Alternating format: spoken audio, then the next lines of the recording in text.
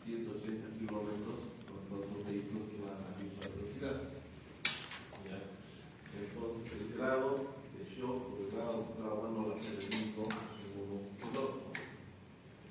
Entonces el cuerpo reacciona distinto al nivel de agresión que hay. ¿Ya? No es lo mismo recibir un pequeño golpe que recibir un trauma de alto impacto. En base al tipo de trauma que ustedes tengan, el cuerpo va a reaccionar. ¿Ya? En algunas ocasiones va a reaccionar con normalidad y la función de la reacción del cuerpo es que ustedes vuelvan a estar sanos o el órgano que se afecte se recupere. ¿Qué es un síndrome de respuesta inflamatoria sistémica? Pues es un síndrome que acontece a una respuesta que acontece a un trauma. ¿Ya?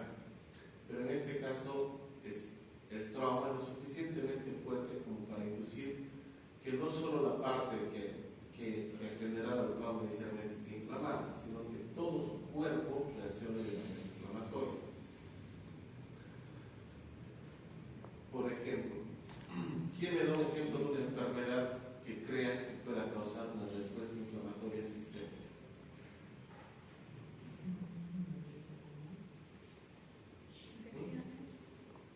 ¿Qué infección?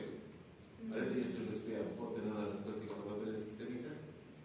Sí, tuberculosis tal vez. Puede ser, tuberculosis sistémica. ¿Otra?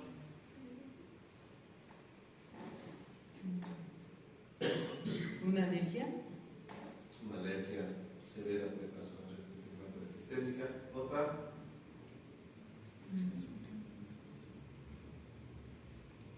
¿Una?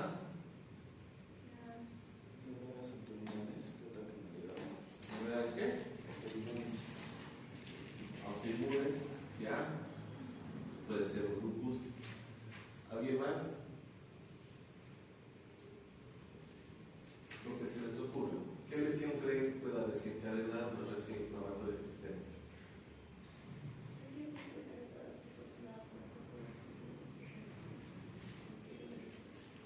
Puede ser cualquier infección que no se ha controlado a tiempo.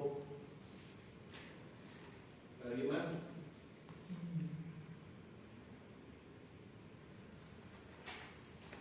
¿Una quemadura puede dar una reacción inflamatoria sistémica?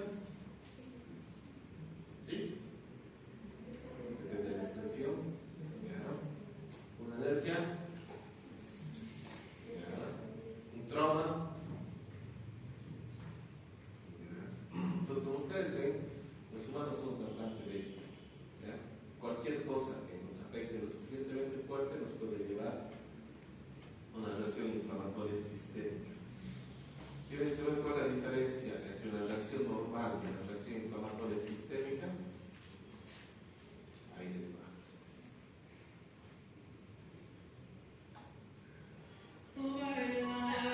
Esa es una reacción normal.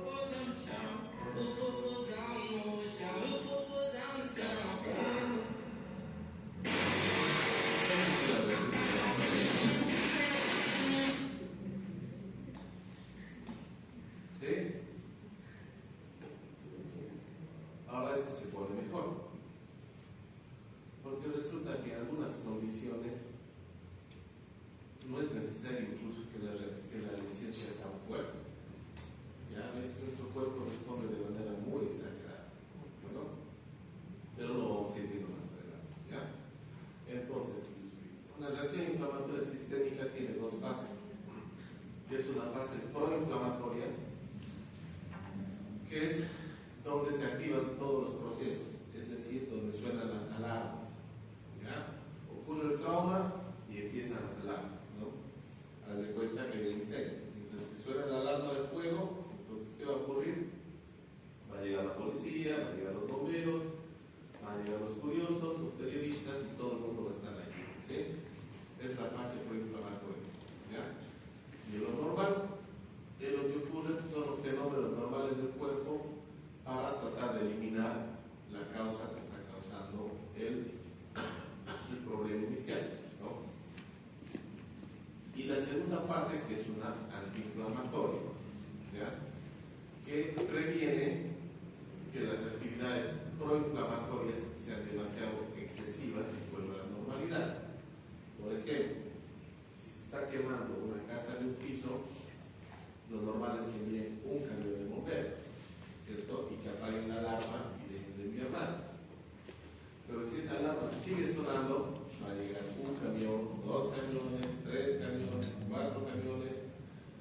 llegar toda la policía, van a llamar al ejército, van a llamar a 100 periodistas, y el problema es que su cuadra va a estar tan bloqueada que nadie va a poder caminar, ni entrar, ni salir, se va a acabar el agua y al final un pequeño problema se convierte en algo muy grande.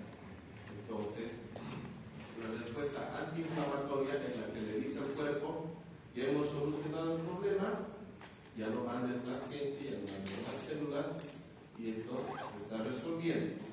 ¿Ya? Entonces, esas son las fases normales de una inflamación. Entonces, como fase proinflamatoria, es una reacción inespecífica e intensa del sistema inmunitario. ¿Ya? Ante una lesión grave o infección, ¿qué ocurre? Se liberan algunas células, ¿no?, que se llaman citocinas. Está el factor de necrosis tumoral, la interleucina 1 y la interleucina 6, y ocurre la activación de los neutrófilos, ¿ya? Y un aumento de la permeabilidad vascular y daño tisular, buscando localizar la noxa para arriesgar el daño sistémico. ¿Qué quiere decir eso? Cuando hay un trauma, una agresión, sea la que sea, el cuerpo inicialmente responde de manera generalizada, es decir, dice alerta. ¿Ya? No especifica exactamente el nombre de la lesión, solamente dice alerta y empecemos a soltar células por todo lado, y eventualmente estas células van a llegar al lugar donde se encuentra la lesión. ¿Ya? Entonces, esto al inicio produce algunos tipos de reacciones sistémicas. La interleucina 1 y la interleucina 6 producen fiebre. ¿La fiebre es normal?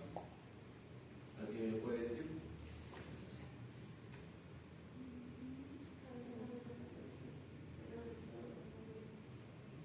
Entonces, la fiebre es una reacción del cuerpo. ¿Ya? ¿Qué función cumple la fiebre? ¿Alguien sabe? En otras palabras, subir la temperatura del cuerpo. ¿Para qué sirve?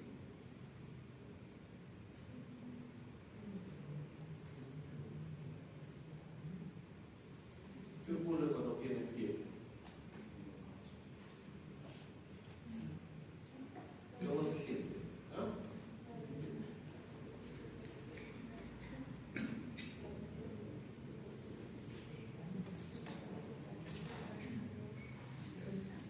Va a subir la temperatura. ¿Cuáles son las funciones de esto? 1, a mayor temperatura, menor cantidad de bacterias vivas. 2, a mayor temperatura, existe vasodilatación. ¿Qué quiere decir eso? Se van a poner rojos. ¿Sí? ¿Alguien ha tenido fiebre alguna vez? ¿Cómo se siente? ¿Se siente acalorado? ¿Se siente sudoroso? ¿Qué facilita la fiebre? Que las células puedan viajar más rápido dentro de su cuerpo, ¿ya? Y puedan llegar a lugares donde haya la infección. Pero también, no solo el cuerpo libera interleucina 1 y interleucina 6, no solo la fiebre proviene de ahí. Las bacterias en su interior tienen ciertas sustancias, ¿ya?, que se llaman pirógenas, ¿no? Estas sustancias también pueden inducir fiebre. Si bien la fiebre es un mecanismo de defensa inicial, cuando es persistente y continua, se vuelve un mecanismo dañino, ¿ya? Porque la fiebre también induce deshidratación, induce taquicardia, entonces produce más reacciones sistémicas que nos van a poner más enfermos.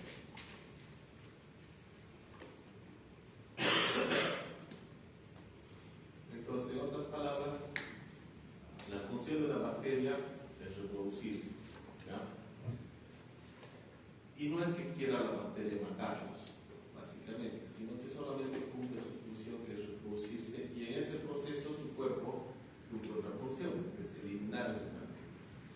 Entonces, mientras su cuerpo gane, ustedes van a volver al estado normal. Con la finalidad de esta fase proinflamatoria es una respuesta para eliminar el agente causante, facilitando su la reparación local de la lesión. Entonces, si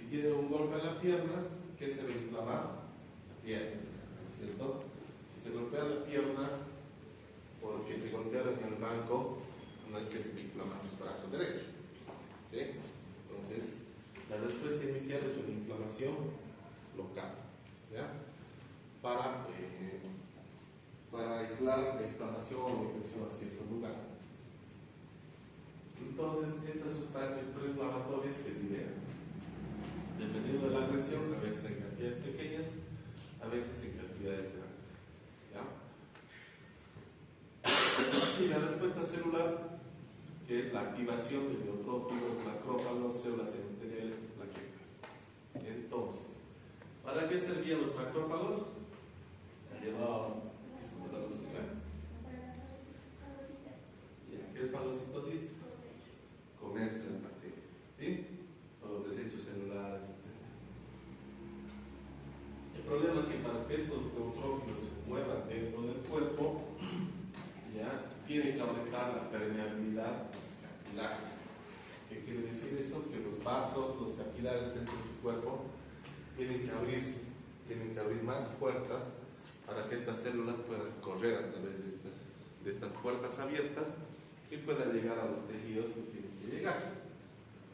Lamentablemente eso produce otra cosa. Al dejar la puerta abierta, no solamente van a salir las células, van a salir también el líquido. ¿Ya? Y se va a producir inflamación, edema. Esa es la base del edema de la persona. Y también las plaquetas. ¿Para qué sirven las plaquetas? Para la coagulación.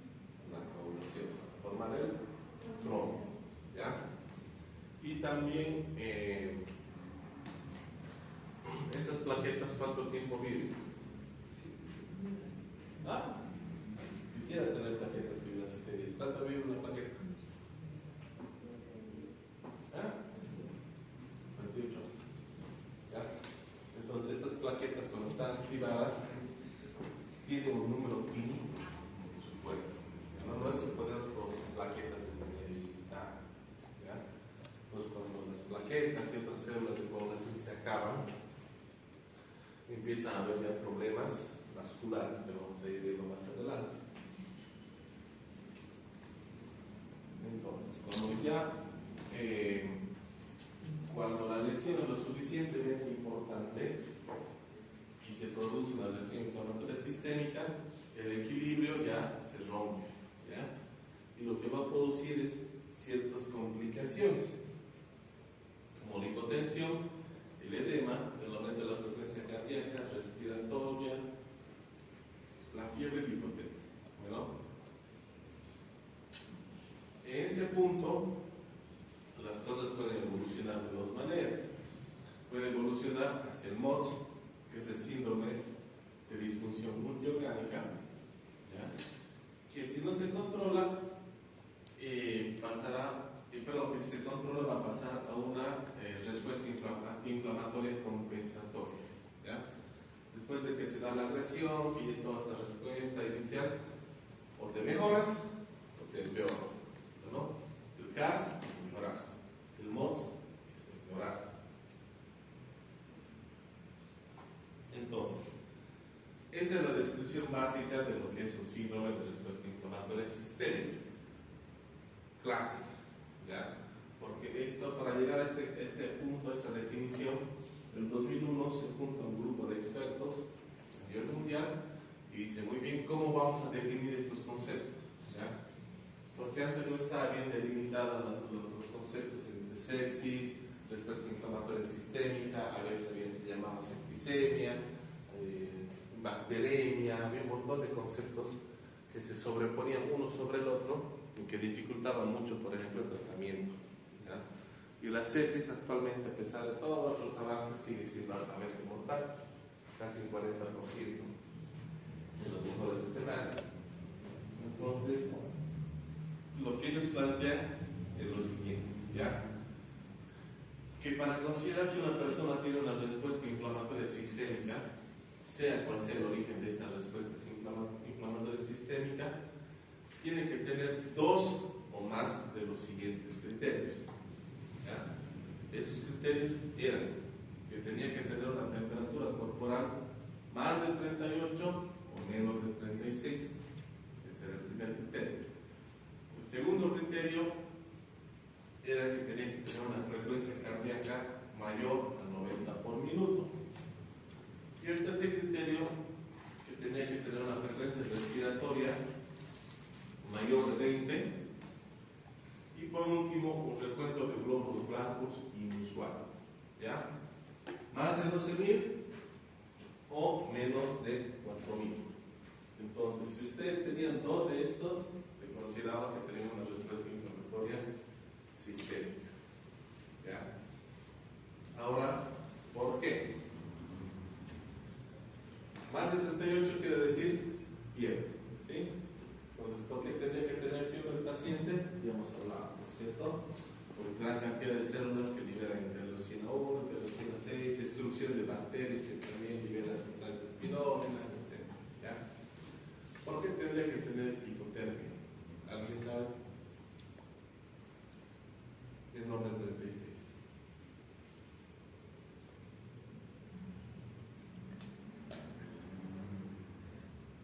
¿Por qué un paciente tendría que tener más de 90 latidos por minuto? ¿Qué les dice eso?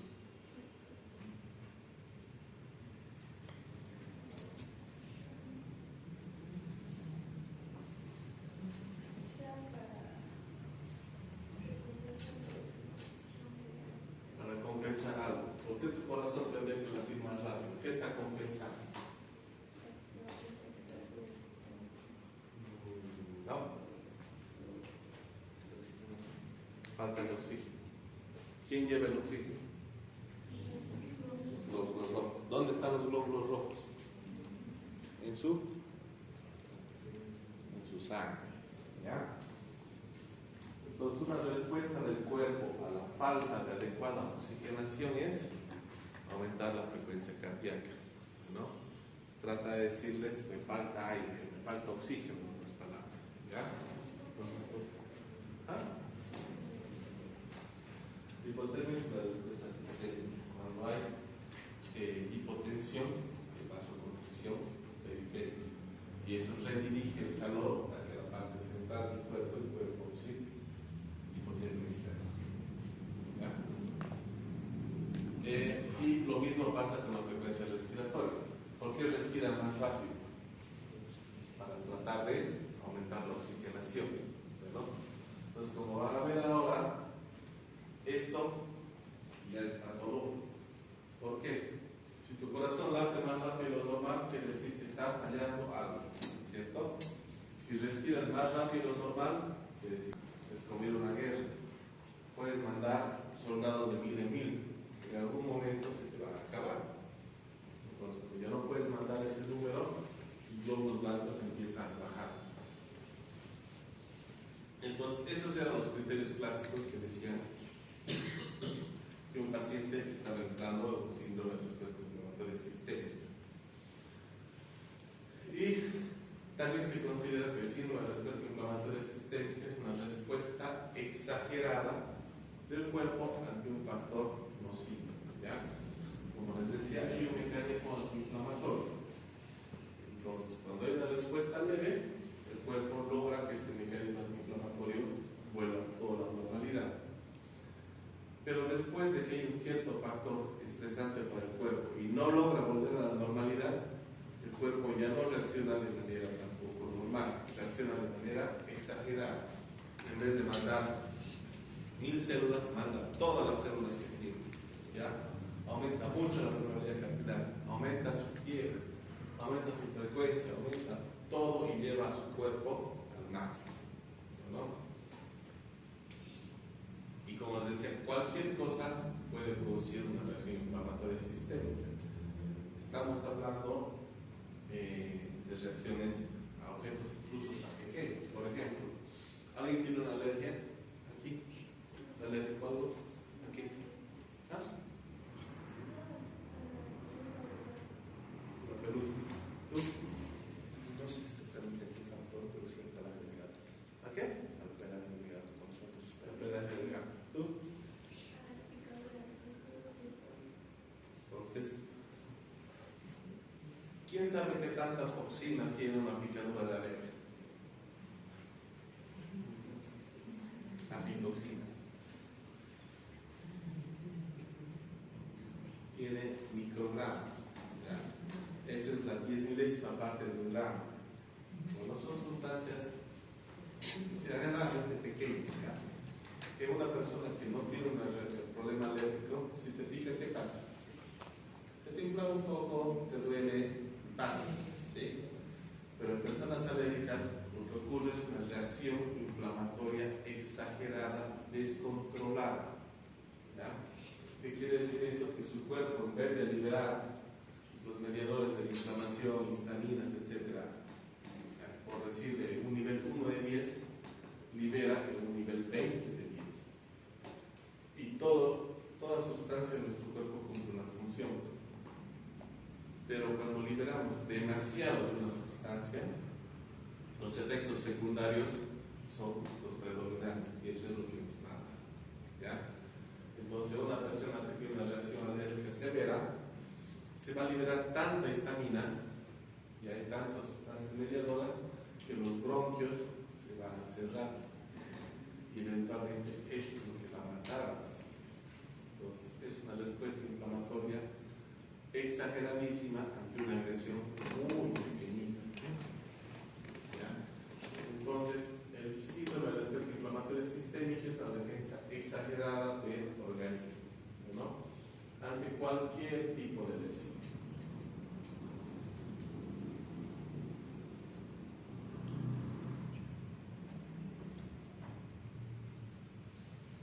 Entonces, esos son los diagnósticos que hemos visto. Ahora, ¿qué cambia? Entre sepsis, choque séptico y síndrome de disfunción orgánica múltiple, que son conceptos también relacionados. Cuando el síndrome de respuesta inflamatoria sistémica, ¿ya?, se cree que se ha originado por una infección, se llama sepsis. ¿No? ¿Qué quiere decir eso? Una infección lo suficientemente fuerte que desencadena un síndrome de respuesta inflamatoria sistémica. ¿Ya?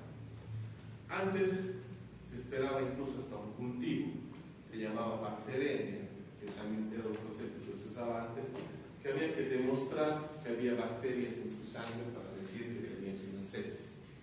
Ahora ya no, ¿ya? Porque muchas veces esos cultivos, a pesar de que estaban llenos de bacterias, también estaban llenos de mediadores, de antibióticos, y muchas veces esos cultivos salían negativos y retrasaban el tratamiento.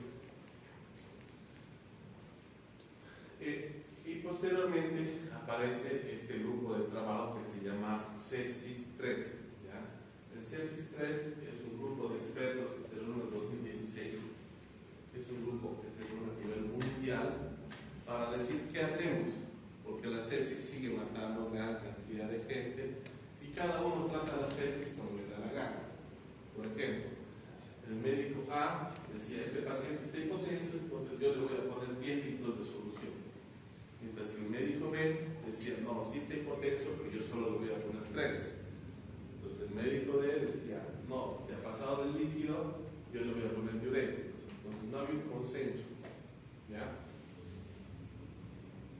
Y lo que se dedica a este grupo más que todo es unificar los criterios para saber qué hacemos.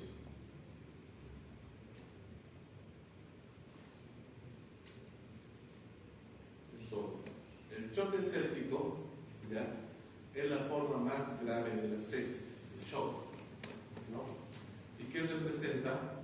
Son anomalías ya a nivel circulatorio, celular, metabólico, que a pesar de que tú hagas todo lo que tienes que hacer bien, igual va mal. ¿Ya? Entonces, el choque séptico es las anomalías circulatorias, celulares y metabólicas que a pesar de la adecuada reanimación continúan persistiendo. ¿No? El sepsis y choque séptico es un empeoramiento de la respuesta después de la inflamación.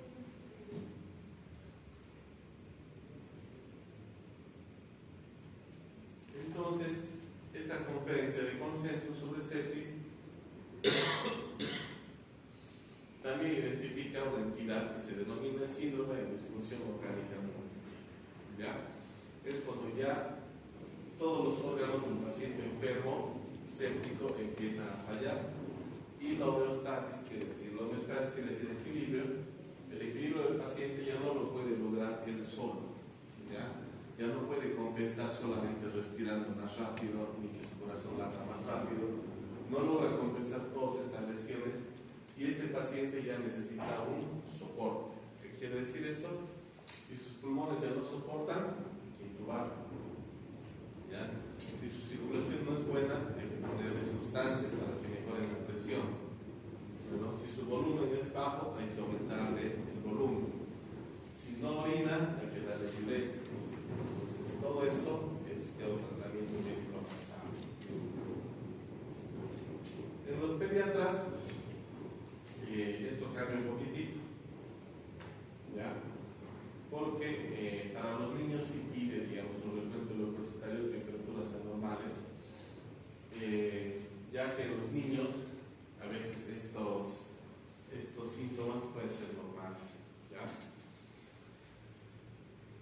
Y bueno, los pediatras dicen que la definición de sepsis con una infección difusión orgánica potencialmente mortal se aleja de los criterios pediátricos que se basaban en el CIS y la redundancia de la sepsis grave. Pero eso solo aplica para los niños, ¿ya? Entonces eso llevará más adelante en cirugía pediátrica. La sepsis es la principal causa de muerte por infección, sobre todo si no se reconoce y se trata con prontitud, y su reconocimiento necesita atención urgente. Porque la sepsis, hagan lo que hagan, tiene una mortalidad todavía muy, muy alta. Y ya van a ver por qué. Entonces, cuando una persona, por ejemplo, tiene una neumonía y se muere, no se ha muerto por su neumonía, ¿ya? Se ha muerto por una sepsis. ¿Por qué? Porque esa neumonía ha ganado la batalla y ha logrado empezar a apagar otros órganos. Bueno, entonces, lo que ustedes llaman neumonías, infecciones urinarias, infecciones quirúrgicas, son solo los pasos iniciales para llegar a las partes más avanzadas. La sepsis sí puede estar determinada por los factores patógenos del huésped, por ejemplo, sexo, raza, edad, comorbilidades, porque una persona de 70 años que tenga una infección urinaria va a progresar mucho más rápido una sepsis que una persona de 20 años, ¿ya? Porque su organismo es más fuerte, porque es más joven, porque resiste mejor las infecciones, etc. ¿No? Y las comorbilidades también afectan. ¿Por qué los diabéticos se mueren más rápido de las infecciones? Porque su sistema inmune ya está alterado, ¿ya? La diabetes produce inmunodepresión, quiere decir que su sistema inmune no funciona como debería funcionar. Entonces, todas estas condiciones sí afectan, ¿ya? Para que la sepsis mate más o mate menos. Además, esas características evolucionan con el tiempo, pero lo que diferencia la sepsis de la infección es la respuesta del huésped, ¿no? Y la difusión orgánica. La difusión orgánica, por tanto, puede ser oculta y puede estar en cualquier paciente que presente una infección. Las difusiones orgánicas no siempre, por ejemplo, si tienes una disfunción renal, ¿ya? No es que vas a dejar de orinar el primer día, ¿no? El riñón empieza a fallar gradualmente, ¿ya? Y cualquier paciente que tenga una infección del tipo que sea, si empieza con una falla en otro órgano, ya se debe considerar que este paciente tiene una infección subyacente.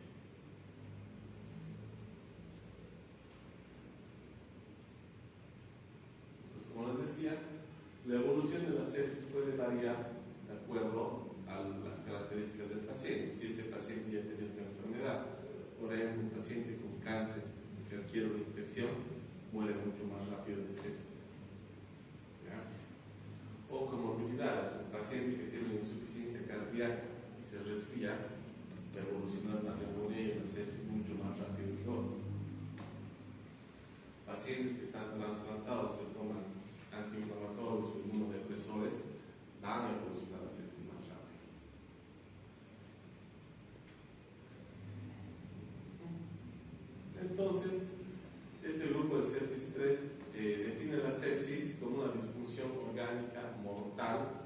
causada por una respuesta desregulada a la infección. ¿Ya? ¿Y qué es el objetivo de este grupo? Es manejar mejores criterios más específicos que reflejen mejor esta disfunción orgánica. No es suficiente decir un órgano está fallando, hay que saber exactamente cuáles son las características que demuestran esa falla. Bueno, mediante procesos de y bases de datos es algo ya que les voy a explicar después.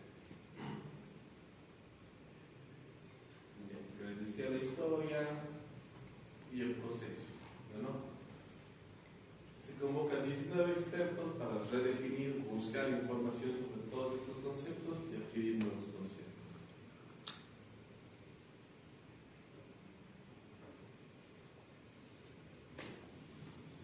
¿Cuáles eran las limitaciones de los conceptos previos que les he dado? Que se enfocaba mucho en inflamación, ¿ya? Y que la especificidad y sensibilidad inadecuada de los criterios de síndrome de respuesta inflamatoria, es decir, que esos 4 criterios eran muy poquitos, ¿ya? Para poder determinar si era una sepsis. Entonces, ahora se utilizan muchos más criterios que también los vamos a ver para definir la sepsis. ¿Bueno? Y aparte, no todo el mundo notificaba de manera homogénea los criterios. Pues eso dificultaba también saber el número real de personas que tenían o no tenían sepsis y cuántos se morían. Entonces, la nueva definición de sepsis es una disfunción orgánica potencialmente mortal causada por una respuesta desregulada del huésped a la infección.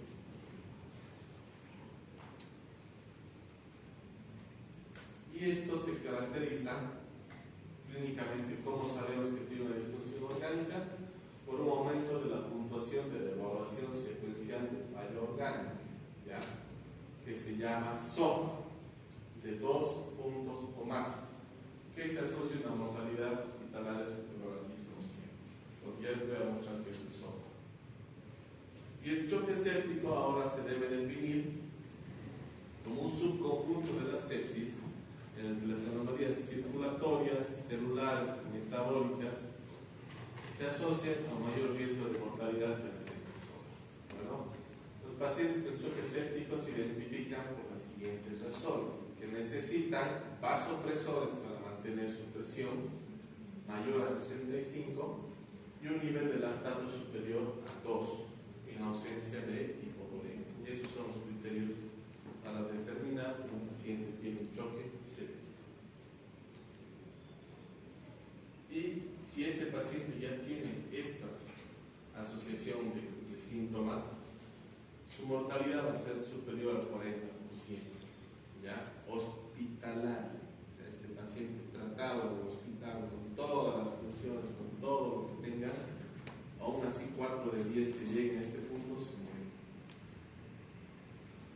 Entonces, ¿cuál es la importancia de esto? Es que con estos criterios podamos identificar a los pacientes que tienen más probabilidad de tener malos resultados. Entonces, cuando ya empiezan a presentar estos cambios en sus estudios, en el SOFA, hay que decir que este paciente va a ir mal. Entonces, se hace una nueva puntuación que se llama Quick SOFA. Entonces, es más para terapia intensiva, pero si un paciente les llega con presión, con frecuencia respiratoria mayor a 22, ya está con un estado mental alterado, y una presión arterial sistólica de 100 o menos. ¿Cuánto es la presión arterial sistólica normal? ¿Ya? Entonces sería una persona que viene desorientada, respirando más de 22 veces por minuto, y con una presión arterial sistólica de 100 o menos. Este paciente está entrando en un choque séptico, ¿ya? Y necesita intervención urgente. Entonces eso es lo que ustedes tienen que ver si les llega a la posta, ¿no? Bueno, y esas definiciones y criterios actualizados tienen que reemplazar a todas las anteriores para ofrecer una mayor consistencia, ¿ya?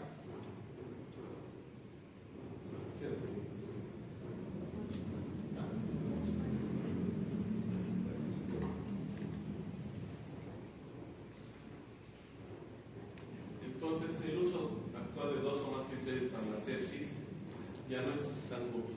Bueno, sí, medio es poco. Por ejemplo, para una enfermera que tiene un paciente, sí es útil, ¿ya? Pero para ustedes que ya son médicos o van a ser médicos, no es suficiente. Entonces tienen que conocer estos criterios del SOFA para poder determinar qué paciente está en el riesgo o no.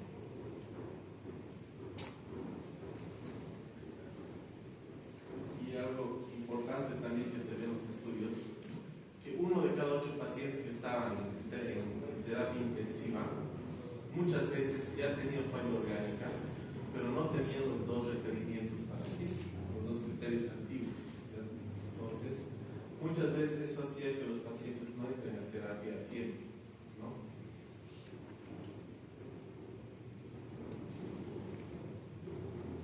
Y ahora lo más importante es evaluar si el paciente tiene o no tiene disfunción orgánica, y eso se hace utilizando la evaluación de insuficiencia orgánica secuencial llamada SOFA.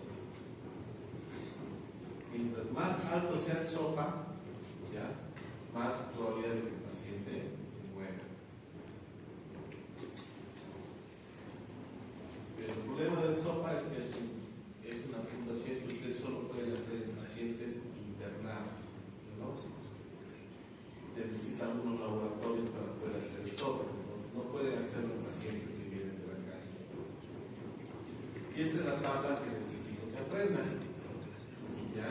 Y que esta tabla va a entrar en su examen. Grábense la tabla. ¿Cuántas plaquetas tienen?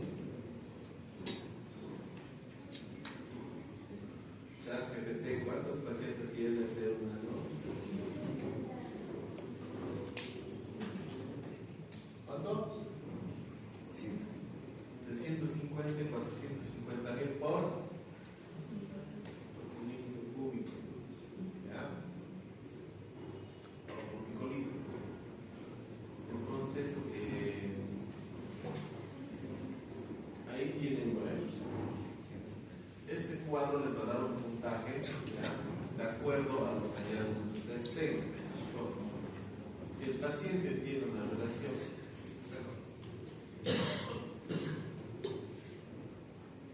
de presión arterial y FiO2, de la presión inspirada de oxígeno, mayor a 400, el puntaje va a ser 0. Si es menor a 400, va a ser 1. Si es menor a 300, va a ser 2, así sucesivamente, ¿ya?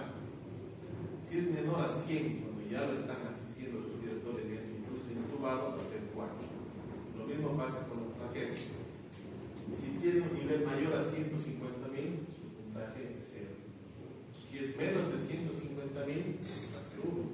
Si es menos de 100.000, va a ser 2. Si es menos de 20.000 plaquetas, va a ser 4. Toma parámetros como la bilirrubina, también está ahí. Parámetros cardiovasculares como ¿qué es la PAM? ¿Alguien sabe qué es la PAM?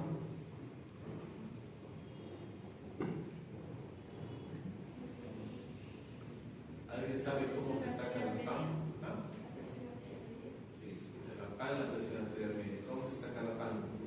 Presión arterial sistólica más presión diastólica al cuadrado dividido entre presión sistólica. Bien. Excelente. Ya, entonces esa tiene que sacar la PAM. Si la PAM es mayor a 70, 0. Si es menor a 70, 1.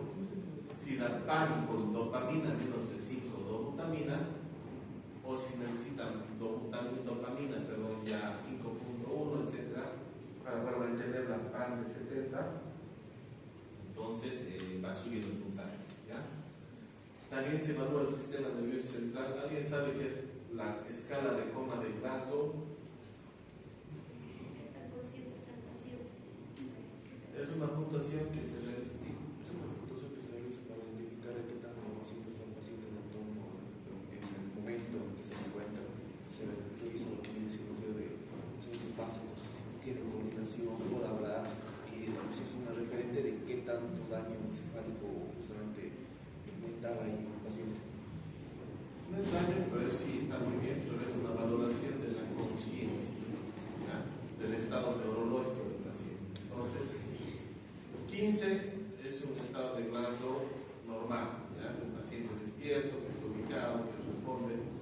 13 y 14 ya está un poco, se pierde ratos, entre 10 y 12 ya está desorientado, entre 6 y 9 ya no habla, ¿ya?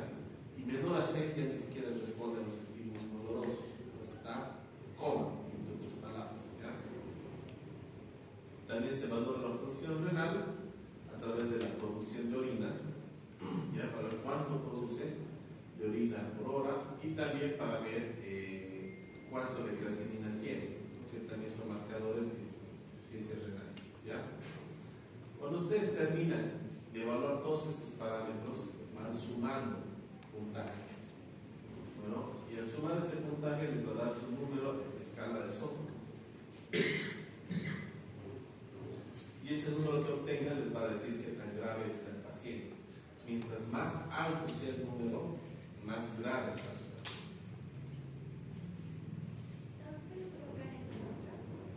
¿Está?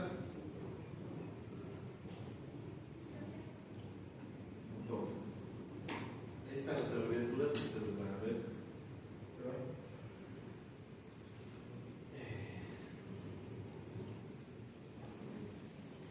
Y bueno, las sepsis, como decía, la disfunción orgánica causada por una respuesta infecciosa, ¿ya? ¿Qué es lo importante de esto? Es que es mucho más mortal y necesita diagnóstico urgente.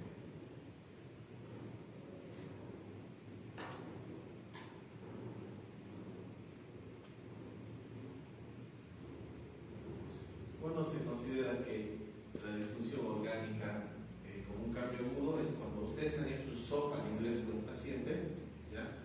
Y al día siguiente le vuelven a hacer su SOFA y ese SOFA ha subido más de 2 puntos. Entonces, se puede decir que este paciente ya tiene una insuficiencia orgánica ya avanzada, ¿ya?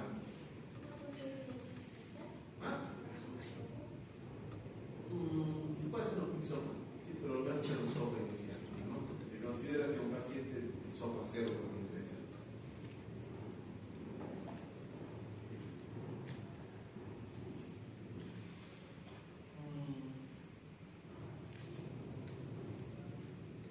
El quick SOFA se utiliza para determinar que un paciente que tenga una infección probablemente va a estar mucho tiempo en terapia o va a morir en el hospital, ¿ya?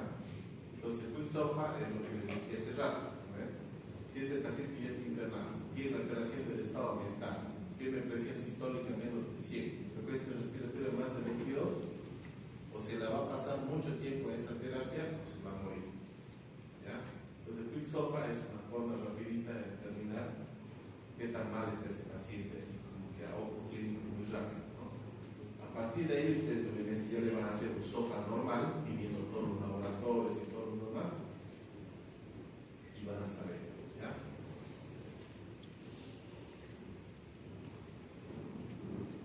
Los pacientes con choque séptico también se pueden identificar como una hipotensión persistente que requiere vasopresores para mantener una presión arterial mayor de 65 y un lactato mayor de 2.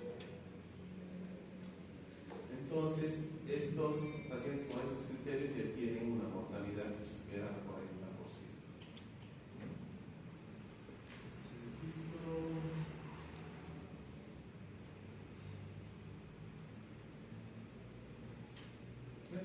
Hasta yo iría, chicos, ¿ya? Hasta ahí va a ser su examen. Entonces, les voy a pasar todas las diapositivas al grupo, ¿no? Para que ustedes puedan tener, vean de ahí, puedan revisar. Les voy a pasar, el capítulo que van a leer es el primer capítulo de Schwartz, que es respuesta metabólica, tiene el título, ¿ya? Está en Schwartz en la página 3.